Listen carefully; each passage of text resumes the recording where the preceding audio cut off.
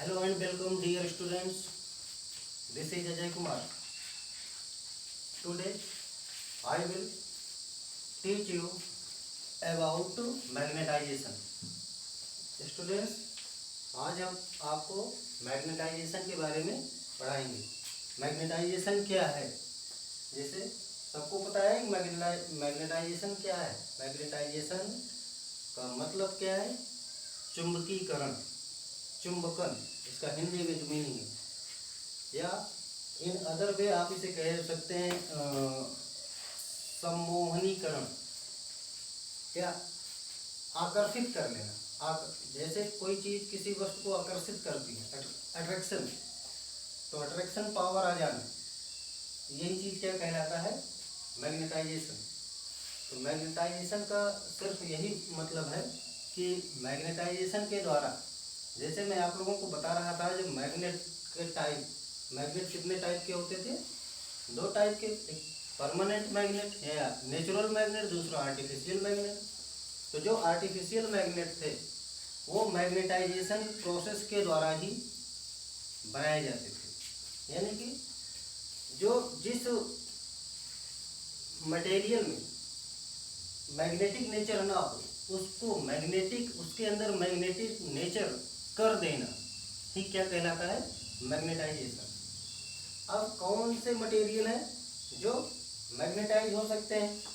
तो आपको पता है, वो चुंबकीय पदार्थ ही हो सकते हैं. कौन से? चुंबकीय पदार्थ. यानी कि हम चुंबकीय पदार्थों को जब चुंबकित कर देते हैं, उनमें जब चुंबक का गुण आ जाए, तो यही चीज चुंबकत्व कहलाती है, चुंबकन कहलाती है. क्या? चुंबकन कहलाती है. इसे हम लिखते हुए चलते हैं, फिर आपको समझाते भी रहेंगे. तो आप लिख लीजिए, पढ़ना क्या है आपको? मैग्नेटाइजेशन. मैग्नेटाइजेशन, इसको हिंदी में क्या बोलते हैं? चुंबकन. चुंबकन, या और इसका एक नाम है चुंबकीकरण.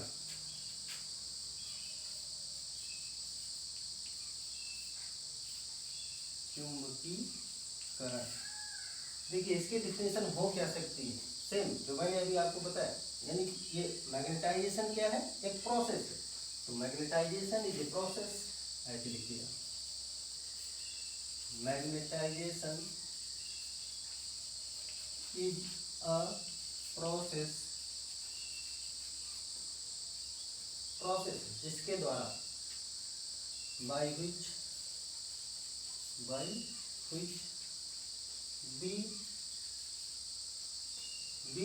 make any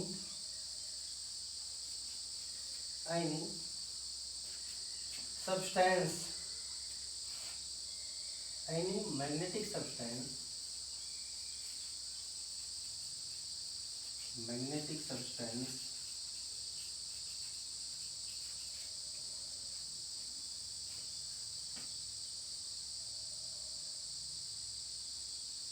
of magnetic nature.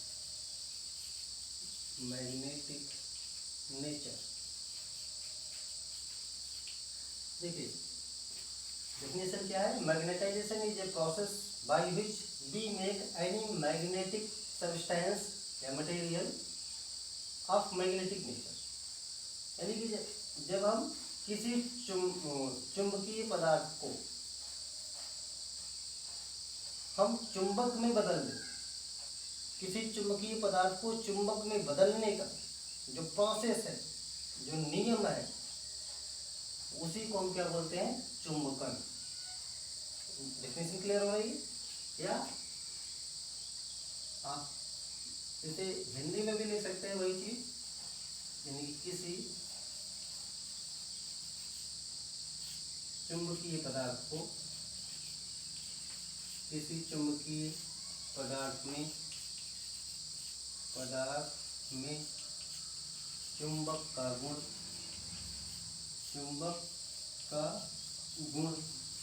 उत्पन्न कर देना चुंबकन कहलाता है।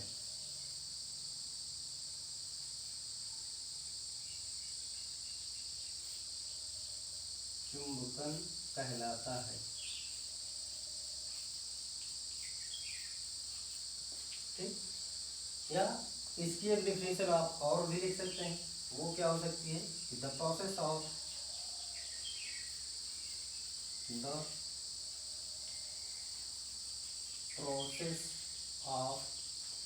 Making a substance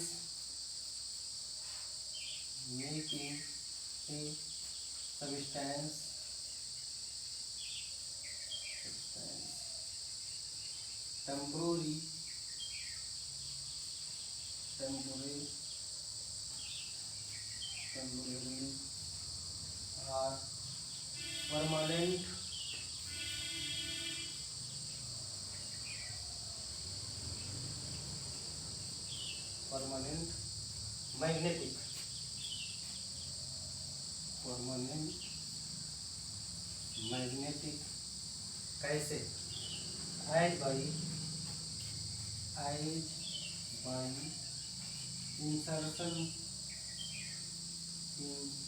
insertion in magnetic field.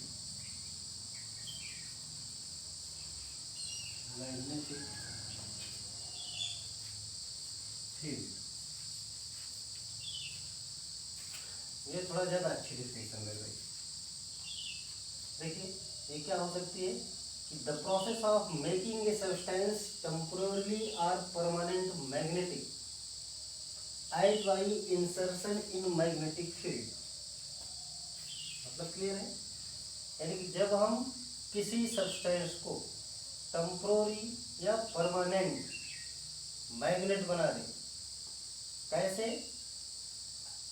By insertion in magnetic field, यानी किसी चुंबकीय क्षेत्र में प्रवाहित करके, चुंबकीय क्षेत्र में रख कर। या जैसे आपको मैंने बताया था कि क्या होता था कि आप एक ये सोलेनॉइड लेते थे, क्या सोलेनॉइड। अब इस सोलेनॉइड में आप करंट फ्लो करा दिए। जब करंट फ्लो करा दिए तो आपको पता है कि ये मैग्नेटिक नेचर का हो जाएगा, तो यहाँ पर नॉर्थ पोल हो जाएगा, इधर साउथ पोल हो जाएगा ऑटोमेटिक। अब यहाँ पर इसके बीच में हम क्या करते थे, एक मटेरियल रख देते थे। यानी कि अब ये कौन सा मटेरियल था? ये चुंबकीय पदार्थ था, मैग्नेटिक मटेरियल था। कौन सा मटेरियल? Magnetic material. आप इसे लिख लीजिए मटेरियल। अगर हम इसको प्लेस करा दें तो हम देखेंगे कि कुछ समय बाद ये जो रॉड दिख रही है ये भी एज ए मैग्नेट बिहेव करने लगेगी, यानी कि ये भी एक चुंबक हो जाएगा। तो यही चीज क्या कहलाता है? यही प्रोसेस क्या कहलाता है? सिंपल सा है कि यही प्रोसेस आपका मैग्नेटाइजेशन कहलाता है। यही process, this process is magnetisation. This process is magnetisation.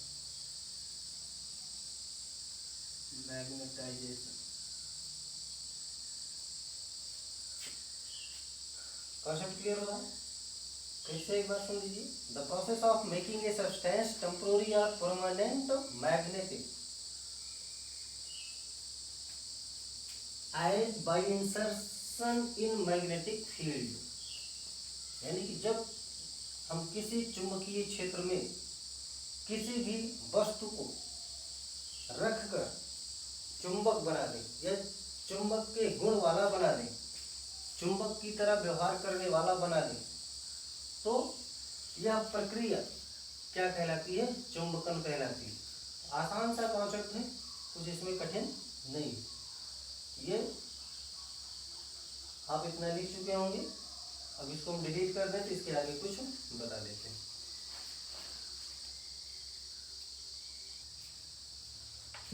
अब देखिए इसकी आप व्याख्या कैसे करेंगे, तो इसको देख लेते हैं।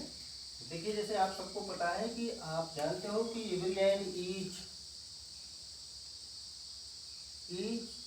मटेरियल्स किसके बने होते हैं, ये टिनी पार्टिकल से मिलकर बने होते हैं। जो टिनी पार्टिकल्स हैं किससे मिलकर बने होते हैं, बहुत सारे एटम के द्वारा, यानी बहुत सारे एटम मिलके, आप कह सकते हैं कि इन सिंपल वे बहुत सारे एटम किसी भी सब्सटेंस में रहते हैं, किसी भी मटेरियल में बहुत सारे एटम्स रहते हैं। अब आपको पता है कि एक एटम के अंदर क्या क्या होता है, इतना तो सबको पता है। बीच में नाभिक होता है, न्यूक्लियस, ये न्यूक्लियस होता है, न्यूक्लियस। अब इसके चारों ओर इलेक्ट्रॉन क्या करता है, रिवोल्यूशन करता है, यानी कि इलेक्ट्रॉन क्या करेगा, रिवॉल्व करेगा। अब इलेक्ट्रॉन जब रिवॉल्व करेगा तो क्या होगा, अब सारे लोगों को पता है, तो क्या जनरेट होगा, मैग्नेटिक मूवमेंट जनरेट होगा। क्या जनरेट होगा, मैग्नेटिक मूवमेंट। अब इसके बाद क्या चीज होगा, मैग्नेटिक मूवमेंट, मैग्नेटिक मूवमेंट। अब जब मैग्नेटिक मूवमेंट जनरेट हो जाएगा तो फिर क्या होगा, यानी कि magnetic movement is the cause of या reason of, magnetic movement is the reason of magnetisation. जब मैग्नेटिक मूवमेंट क्रिएट हो जाएगा तब मैग्नेटाइजेशन ऑटोमेटिक, मैग्नेटाइजेशन क्रिएट हो जाएगा, यानी कि वो पदार्थ, इस तरह से मैग्नेटाइजेशन होता है। ठीक, अब हम देखते चलते हैं कि अब जैसे सपोज कर लीजिए ये तो एक एटम की कहानी है। अब इस तरह से बहुत सारे एटम हैं। जब बहुत सारे एटम है, जैसे सपोज कर लो 2 एटम है, ये 2 एटम है। अब इनका मैग्नेटाइजेशन सपोज कर लो एक का इधर है और एक का इधर है, तो इनका मैग्नेटाइजेशन किधर होगा, नेट किधर काम करेगा, नेट, ये यही चीज है, नेट वैल्यू यानी कि इधर काम करेगी। इस तरह से जितने भी ये एटम है इन सब का हम नेट मैग्नेटिक मोमेंट निकाल लेंगे। क्या, नेट मैग्नेटिक मोमेंट। तो इस तरह से हम मैग्नेटाइजेशन की डिफिनीशन के लिए एक फार्मूला हम बना सकते हैं। तो क्या, यानी कि यहाँ पे हम लिख सकते हैं कि मैग्नेटाइजेशन, मैग्नेटाइजेशन इसको आप लिख सकते हैं एम जेड। ठीक, क्योंकि अभी आप मैग्नेटिक मोमेंट को भी एम लिखोगे इसलिए इसको एम जेड लिखो। तो मैग्नेटाइजेशन इज इक्वल टू क्या हो जाएगा, यानी कि net magnetic moment, net magnetic moment upon value, मतलब वो जो मटेरियल है उसका वॉल्यूम कितना है, ये हो जाएगा मैग्नेटाइजेशन। एक चुंबकन के लिए एक फार्मूला आपके लिए बन गया कि मैग्नेटाइजेशन इक्वल टू क्या होगा, net magnetic moment upon total volume. इसे आप फिर से समझ लीजिए कि जैसे आपका ये कोई नाभिक है, नाभिक के चारों ओर इलेक्ट्रॉन क्या करता है, चक्कर लगाता है। इस इलेक्ट्रॉन के चक्कर लगाने से क्या होगा, मैग्नेटिक मूवमेंट होगा। ठीक, यहाँ पे सपोज कर लीजिएगा इलेक्ट्रॉन न्यूक्लियस से r डिस्टेंस पे है, इसका मैग्नेटिक मूवमेंट निकल जाएगा। अब यही जो मैग्नेटिक मूवमेंट है यही तो मैग्नेटाइजेशन का रीजन है। तो इसी मैग्नेटिक मूवमेंट की वजह से चुंबकन की क्रिया कंप्लीट होती है। तो हम मैग्नेटाइजेशन को फार्मूले के रूप में कैसे लिख सकते हैं कि मैग्नेटाइजेशन यानी कि M Z equal to net magnetic movement, यानी कि कुल मैग्नेटिक मूवमेंट बटा आयतन। ठीक, अब इसके बाद आप लोग को हम बता देते हैं मैग्नेटिक इंटेंसिटी क्या होती है। क्या, मैग्नेटिक इंटेंसिटी, मैग्नेटिक इंटेंसिटी, ये मैग्नेटिक इंटेंसिटी यानी कि अब आपको पता है तीव्रता, यानी कि चुंबकीय तीव्रता, इंटेंसिटी का मतलब होता है तीव्रता। ठीक, अब देखिए ये जो मैग्नेटिक मोमेंट होता है, जैसे सपोज कर लीजिए आपके पास कोई कॉइल, एक कॉइल, अब इस कॉइल में आप जितना ज़्यादा करंट बढ़ाओगे उतने ज़्यादा तो मैग्नेटिक फील्ड बढ़ेगी, यानी कि उतने ज़्यादा मैग्नेटिक इंटेंसिटी बढ़ेगी। तो यहाँ पर जो मैग्नेटिक इंटेंसिटी है उसको हम किससे डिनोट कर रहे हैं? एच से। किससे? एच। यहाँ पे लिख लीजिएगा एच। तो मैग्नेटिक इंटेंसिटी यहाँ से आप कह सकते हैं is directly proportional to I. यहाँ से क्या मिला? H is directly proportional to I. तो आप लिख क्या सकते हैं कि H is equal to N I. N is number of turn, सबको पता है। ये हो गई आपकी क्या? Magnetic intensity. अब आपको एक चीज और पता है, ये magnetic intensity in the coil. अब यानी कि ये कहाँ पर है? ये किसी सब्सटेंस के लिए। अब यही पूरा का पूरा सिस्टम अगर कहाँ आप रख दो? फ्री स्पेस में। कहाँ पर? Free space. तो वहाँ पर मैग्नेटिक इंटेंसिटी, यानी कि मैग्नेटिक इंटेंसिटी, मैग्नेटिक इंटेंसिटी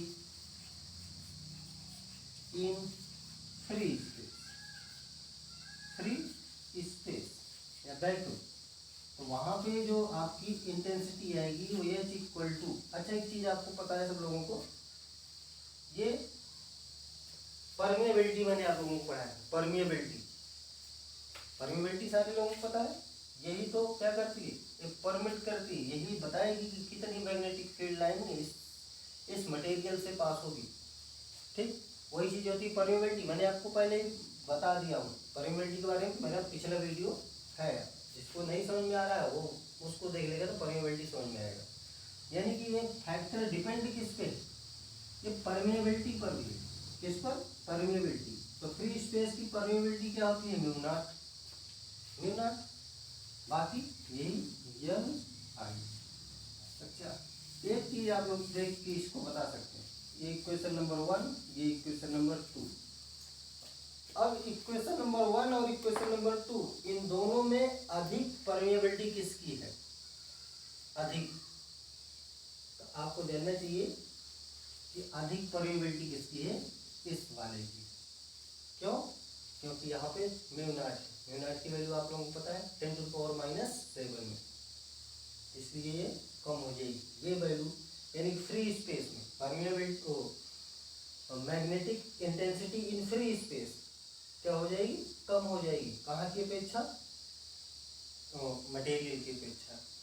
ठीक, अब यहाँ से इसको आप और क्या लिख सकते हो? इसी एच को देखो, magnetic intensity in free space, इसी को बी नॉट भी लिखते हैं, बी नॉट। चलो अगला, या आर बी नॉट। ठीक, अब एक चीज यहाँ से क्लियर है। अब यहाँ पे हम बी नॉट ही लिख देंगे क्योंकि एच यहाँ पर लिखा हूँ तो एच यहाँ भी सही कम होगा। यहाँ पे इसको हम B naught, B not.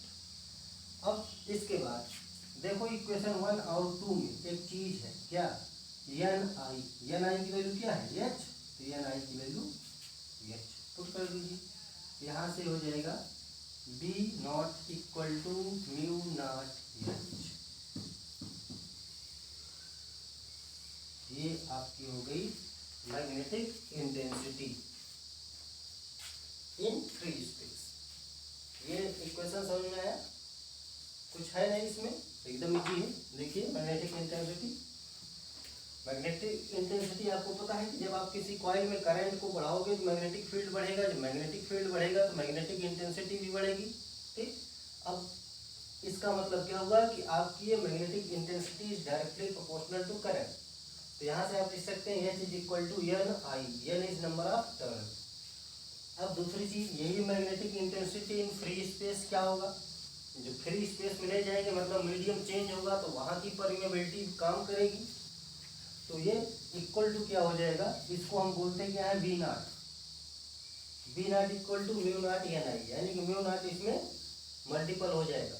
Mu naught के मल्टीपल होने से इसकी वैल्यू क्या हो गई, कम हो गई अपेक्षाकृत इसके। ये क्वेश्चन बन सकता है 1 नंबर में, यानी कि मैग्नेटिक फील्ड इंटेंसिटी कहा जाए किसी मटेरियल की ज़्यादा होती है या फ्री स्पेस की, तो आप आराम से बता सकते हैं इसको देख के कि इसकी मटेरियल वाले की ज़्यादा होगी।